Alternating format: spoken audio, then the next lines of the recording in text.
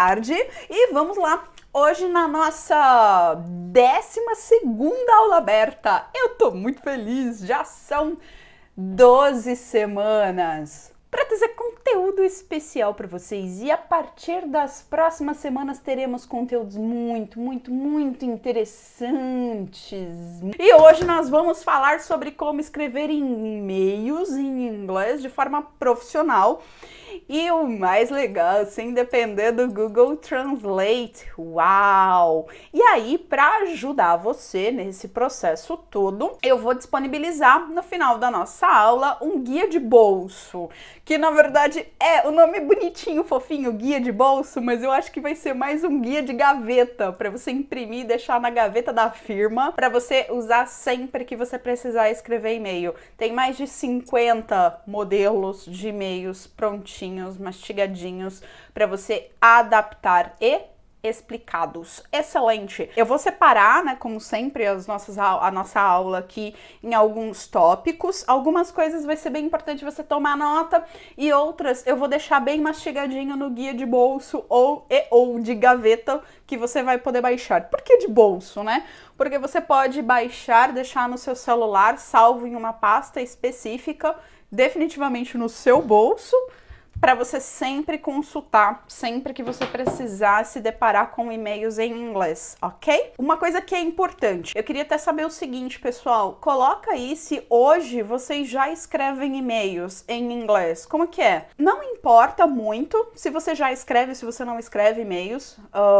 em inglês, normalmente quem já tá nessa situação tá trabalhando em multinacional, ou trabalhou e não tá trabalhando agora, mas tá precisando procurar emprego, aquela coisa e tal. Também não importa se a pessoa o nível de senioridade, né? Se ela é júnior, se ela é sênior.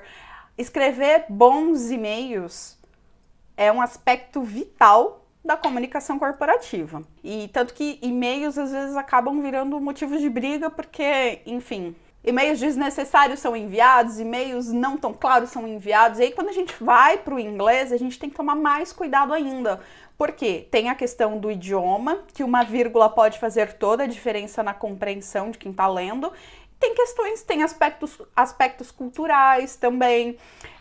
Um exemplo claro, né? Nós brasileiros, a gente tende a dá muitas voltas para falar alguma coisa. Quando você vai se comunicar com americanos, por exemplo, eles já são um pouco mais direto ao ponto. Então, a forma como você vai escrever os e-mails também. E interpretar também, porque eu vejo muitas pessoas, às vezes, interpretando e-mail mais direto ao ponto. A pessoa acha que o fulaninho de tal lá do outro lado tá bravo com ela. Não tá, o cara só tá sendo direto ao ponto. Pode ser um desafio escrever e-mail por conta da gramática, por conta da falta de vocabulário, e eu quero dar uma mãozinha. Hoje, na escrita do e-mail, quando vocês vão escrever e-mails, o que vocês sentem que é mais desafiador? A parte de gramática ou a parte de vocabulário? Os tempos verbais que você vai usar, as preposições que você vai usar, ou é o vocabulário, que você tenta escrever uma palavra e você não tem aquela palavra para escrever? Coloca aí. Vamos falar também um pouquinho dos erros comuns aí que o pessoal costuma adotar quando escreve e-mail em inglês, e vamos falar um pouquinho da estrutura. Algumas coisas a gente vai falar aqui, não tem como eu não passar por elas. Pô, estrutura de um e-mail, né? É básico. A gente sabe, a gente já escreve e-mail. Mas vamos pegar do começo, porque senão a gente faz um Frankenstein aqui nessa aula e aí eu fico dando coisa picada, tá bom? Começar do básico, começar da estrutura básica, de uma estrutura de um bom e-mail. O que um bom e-mail tem que ter? Tem 4 coisas que uma boa estrutura de e-mail precisa ter. Quem é de São Paulo, bom, quem é de cidade grande que tem trem ou metrôs, vai entender bem o exemplo. Quando você tá lá no trem, no metrô, ela fala, né, a locutora, a voz do além, ela fala lá, cuidado com o vão entre o trem. Cebolinha baixou aqui. Entre o trem e a plataforma. Como é que é em inglês a mesma coisa? Alguém sabe? Como é que eu falo cuidado com o vão entre o trem e a plataforma? Mind the gap. Ou seja, eu tenho que tomar cuidado porque muitas vezes a forma como eu realmente penso não é a forma como eu vou me expressar. É por isso que é tão importante aprender a pensar em inglês. Mas isso é tema para outra aula aberta. Estrutura de e-mail. Anota aí as 4 coisas que a gente vai tratar e a gente vai entrar um pouco nessa questão do inglês. Assunto, saudação, corpo do e-mail e encerramento. Assunto, saudação, corpo do e-mail e encerramento. Agora a gente vai detalhar um pouquinho cada um deles para você fazer de forma profissional e depois, quando você for pegar o guia de bolso que eu vou disponibilizar no final da aula, você conseguir aplicar essas estruturas nos seus e-mails em inglês. Eu vou dar alguns exemplos em inglês aqui também, mas o mais importante não é você só copiar e colar o que você vai aprender. O mais importante é você pegar o que eu vou ensinar aqui hoje, mais o teu guia de bolso no final, para fazer as suas adaptações. Até porque você vai ter que fazer os seus improvisos na hora de responder os e-mails. Vamos falar primeiro de assunto. É um negócio muito besta, que as pessoas falam, pô, assunto, é óbvio, né? E-mail tem que ter assunto. É, mas aí chega um e-mail com assunto. Olá, boa tarde, boa noite. Assunto, ele vai definir a prioridade que o destinatário vai dar para abrir ou não o teu e-mail. Não negligencie a parte de definir um bom assunto. E quando a gente está falando de inglês, tem que tomar cuidado para não ser rude, justamente por causa da tradução. Algumas coisas em português não vão fazer sentido em inglês. Então, no assunto, tenta, depois que você escrever o teu e-mail, definir qual seria um assunto que chamaria a atenção dessa pessoa para ela me dar prioridade, porque afinal de contas ela deve receber uma cacetada de outros e-mails. Gasta o dobro do tempo aí criando a linha de assunto correta, da mesma maneira que você gasta com o corpo, porque senão de nada vai ter adiantado você ter preparado um e-mail muito bem escrito, que a pessoa não vai ler. Ou que ela não vai dar prioridade, que ela vai deixar seu e-mail para responder depois. Número 2, saudação. Especialmente se você for escrever um e-mail novo para alguém que você ainda não conhece, que você não tem contato. Então, pegou um contato, especialmente quando a pessoa não é do Brasil, pegou um contato de uma pessoa que ela nunca viu, nunca ouviu falar o teu nome mais gordo, mais fino, gasta um tempinho ali na saudação. Se é um e-mail que você já tá trocando com a pessoa já te conhece, você já pode ir mais direto ao ponto e mais, né, sucinto. Mas se é um e-mail que você vai ter que escrever para alguém novo, gasta um tempinho na saudação. As pessoas, como é que vocês começam um e-mail de vocês? Por exemplo, você vai escrever um e-mail para mim. Eu sou a Vânia, my last name is Freitas. Vânia Freitas. Como é que vocês costumam escrever a saudação inicial no e-mail? Qual é a forma de vocês na empresa de vocês? Mais formal, mais informal? E como é que vocês costumam escrever, iniciar o e-mail de vocês? O padrão é dear, né? Dear o quê? É importante você, sempre que possível, mencionar o nome da pessoa. E aí tem aquelas regrinhas, né? Dear Sir, Dear Madam, Dear Mr. blá blá blá, Dear Fulano.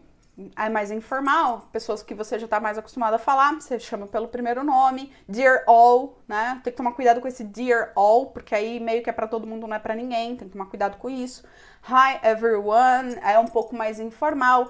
Hi, hello, hey para e-mails é informal. Isso não significa que no teu ambiente de trabalho você não pode mandar um hi, hello, hey. Tá? Vai depender do contexto do e-mail e para quem está sendo enviado. Depois que você colocar o dear e o nome da pessoa, o sobrenome, ou uma saudação sir, madam, ou coisa parecida, você vai colocar uma frase para resumir do que aquele e-mail se trata. Tem alguns modelos bastante interessantes aqui.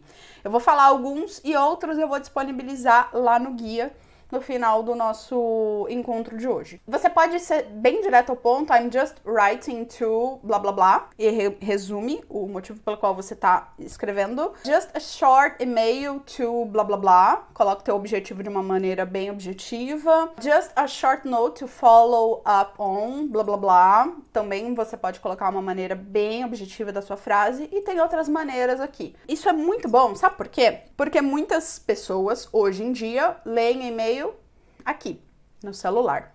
Quando você abre a tua caixa de e-mails, você decide quais e-mails você vai ler baseado nas linhas que estiverem aparecendo aqui. Assunto, por isso que o assunto é importante, e na primeira frase. esse estilo de leitura do e-mail é o que define até no Outlook mesmo, é o que define, pô, aqui já tá falando mais ou menos do que é esse assunto, do que é esse e-mail. Isso ajuda muito também o interlocutor dar prioridade para ler o teu e-mail. Número 3, corpo. O corpo do e-mail é óbvio que vai variar de acordo com o que você tem que escrever. Só que temos algumas coisas que são meio padrão para e-mail. E é isso que vai estar nos modelinhos que eu vou disponibilizar para vocês. Vamos falar de alguns dos assuntos mais comuns de e-mails? E-mail para esclarecer alguma coisa, para marcar uma reunião, para confirmar alguma informação, para acompanhar alguma coisa que está acontecendo, para deixar alguém saber de alguma coisa, né? Just to let you know, para responder uma pergunta, para fazer uma pergunta, para agradecer alguém, para atualizar alguém. Então, primeira coisa no corpo do e-mail é ter clareza do para que eu estou escrevendo este e-mail. Porque a estrutura do e-mail, ela primeiro vai seguir o objetivo do e-mail. Ser conciso, revisar palavras é importante. Então, escrever o e-mail, escreve, depois revisa para você retirar palavras que se repetem, que fazem com que o bendito do e-mail fique cansativo de ler. Você repete a mesma palavra várias vezes. Isso também economiza o tempo da pessoa que vai ler e evita com que essa outra pessoa tenha interpretações equivocadas do que você está querendo dizer. E-mails, por sua própria natureza, que são mais longos, que vão precisar de mais detalhes, mais extensos, tenta ser o máximo possível focado e negritar as coisas que você precisa. Ninguém merece receber um romance. Dá uma tristeza enorme quando você tem que ler um e-mail enorme. E o número 4 é encerramento. Sem muitas delongas, tem 12 fechamentos que são bem comuns para e-mails. Eu vou colocar tudo lá no guia, mas thanks, take care, thanks so much, cheers, all the best, best wishes, talk soon, whatever. Bom, vamos lá. Falando dos quatro itens da estrutura, vamos falar agora dos erros comuns para a gente não cometer esses erros comuns. Depois a gente detalha tudo lá no guia com os exemplos, porque fui falando várias coisas aqui, você pode ter dúvidas de como é que se escreve isso. A gente coloca tudo lá no guia depois para você poder baixar. Primeiro, texto muito longo ou pouco claro, a gente já comentou. Quanto mais conciso você for, maior as chances de você ser entendido. É sempre interessante, uma dica até extra, até para o português. Sempre que possível, busque terminar o seu e-mail com uma chamada para ação, com uma frase para ação, solicitando uma data, solicitando entendimento, para que você tenha certeza de que o teu e-mail foi recebido, entendido e que vai haver acompanhamento. Aí é legal, tem alguns exemplos lá no guia, para você se colocar à disposição, estou aberto a perguntas e tudo mais. E-mails também tem um outro problema que as pessoas costumam cometer, principalmente quando escrevem para outros destinatários que não conhecem. Ou a pessoa é muito formal ou ela é muito informal. Tem que achar o equilíbrio, porque se você for muito formal, você corre o risco de virar o chato do e-mail. Então o e-mail fica chato de ler. E se você for muito informal, de ser mal interpretado. Cuidado com isso. Clichê também, tá? Tem uns clichês de e-mails. Acaba que muitas coisas a gente usa como clichê. Não tem muito como fugir. Só toma cuidado para você não usar muito isso. Porque e-mail acaba tendo a mesma estrutura, mas você consegue ser objetivo, claro, mas original. Lembra que o título da aula é para que nós consigamos escrever e-mails de uma forma profissional. Escrever e-mail qualquer um escreve, principalmente se escrever em português, jogar no Google Translate, copiar e colar. Pronto, tá feito o e-mail.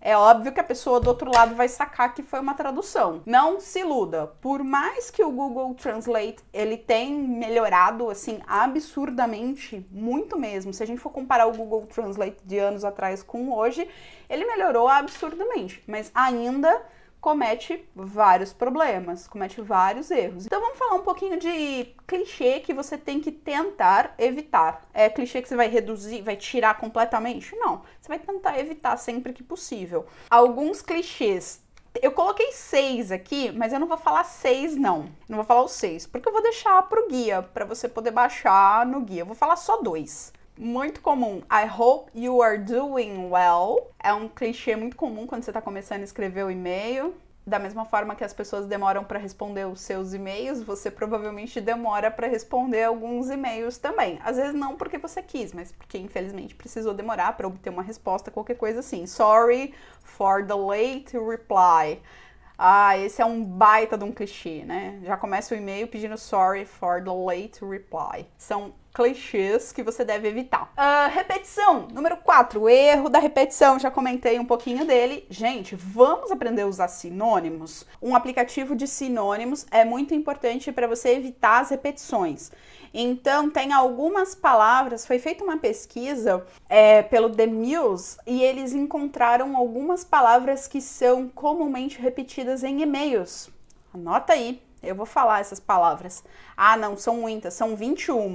Eu vou falar algumas, tá? São 21.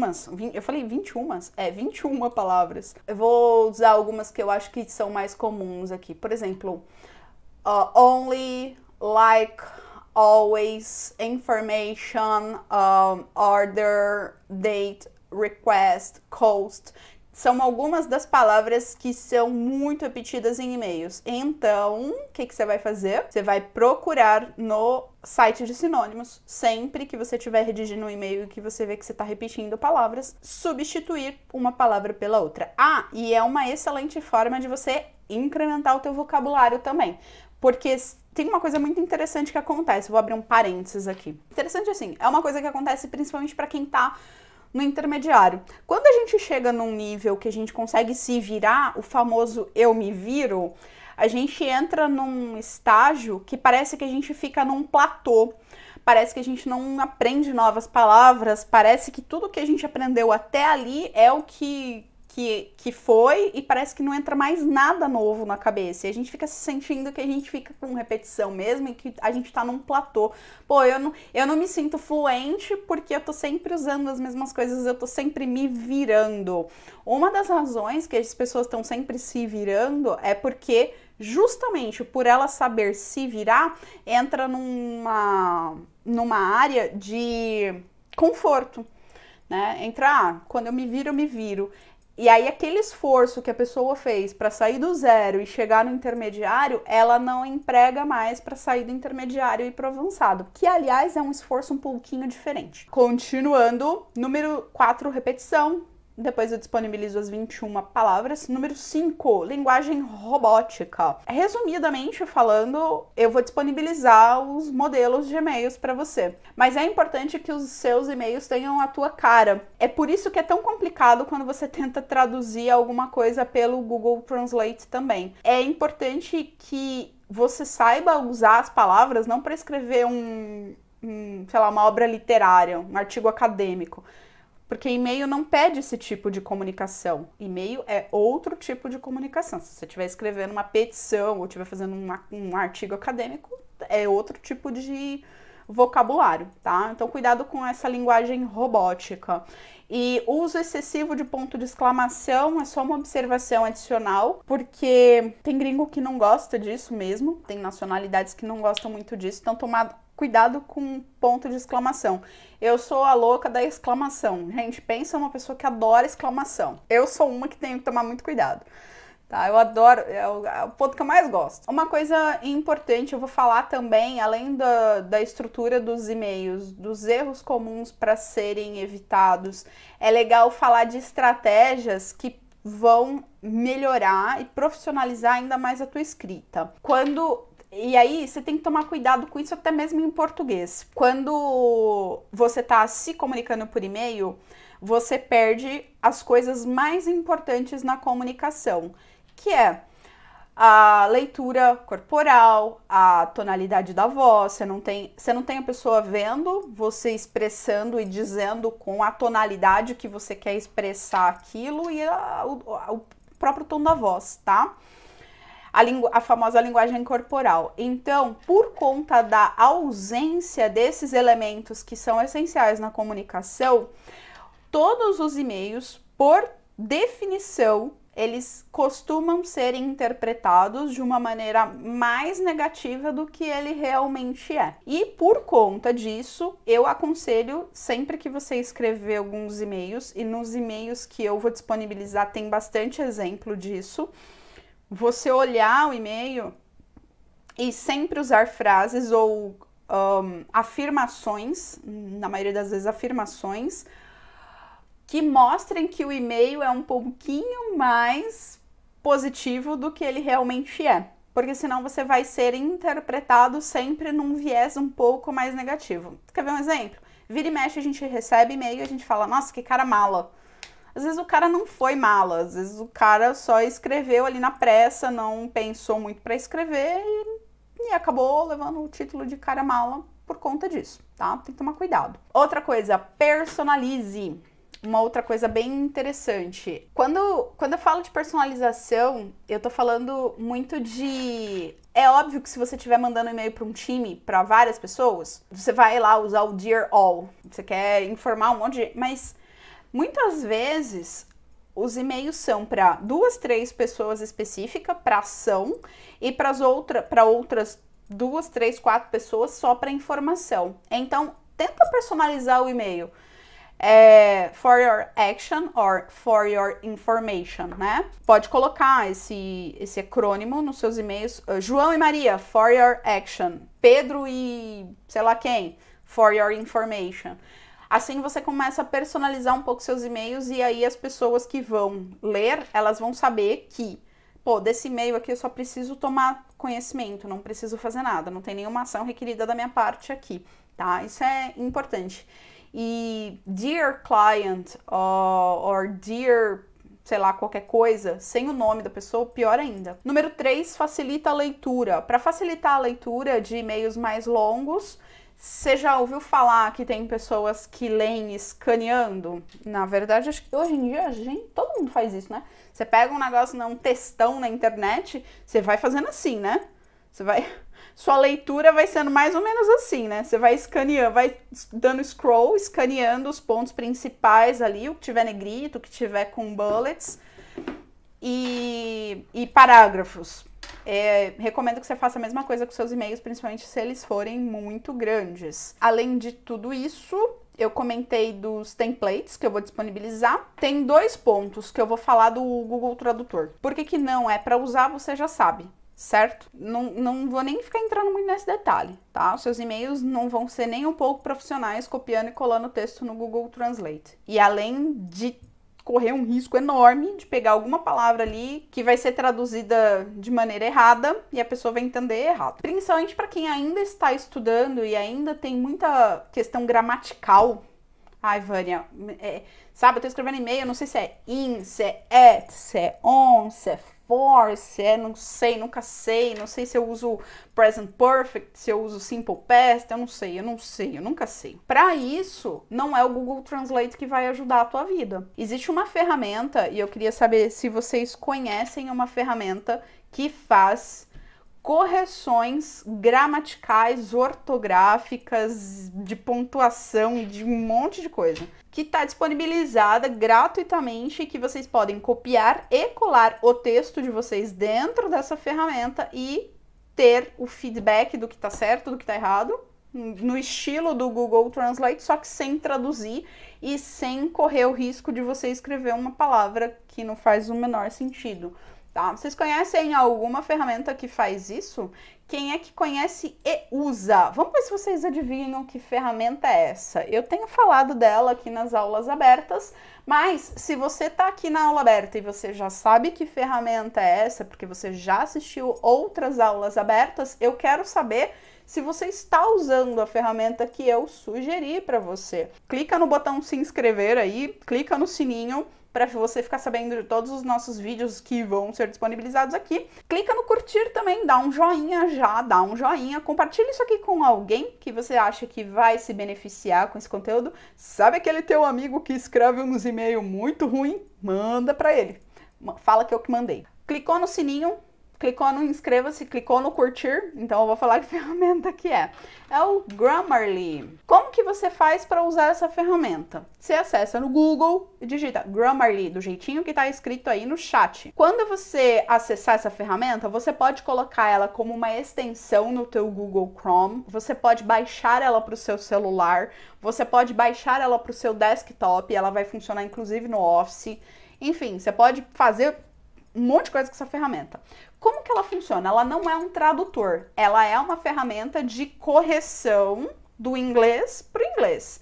Então, por exemplo, se você digitar lá, she do, ele vai falar, opa, não é she do, é she does, dentro do contexto. E se for passado, ele também vai ler a frase inteira e ele vai identificar, opa, peraí, você escreveu uma sentença no passado, você deveria ter usado um didn't, or um did, e você usou um do or um does, e ele te explica o porquê. Ele fala, ó, isso aqui tá errado, porque blá blá blá blá blá blá, por causa disso aqui. Então, ela é uma ferramenta, além de corretiva, educativa, porque sempre que você corrige as coisas que você tá fazendo errado, ela te explica o porquê, você tem oportunidade de aprender. E melhor do que isso, ela também vai ajudar você pega o e-mail todo, copia e cola o e-mail todo dentro dela, ela vai ver, que faltou vírgula, que faltou ponto, ou às vezes você está usando muita exclamação, tem uma exclamação aqui que não faz sentido.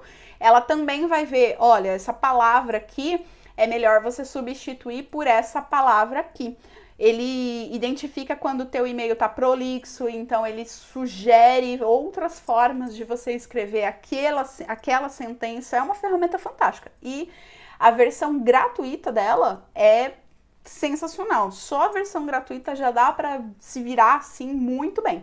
Super recomendo. Quem não conhecia o Grammarly, sai daqui e já instala. E pra gente finalizar, eu queria que vocês colocassem aí qual foi um bom aprendizado que você tomou da nossa aula de hoje, se você tem alguma dúvida. E por fim, pode baixar aqui o seu guia.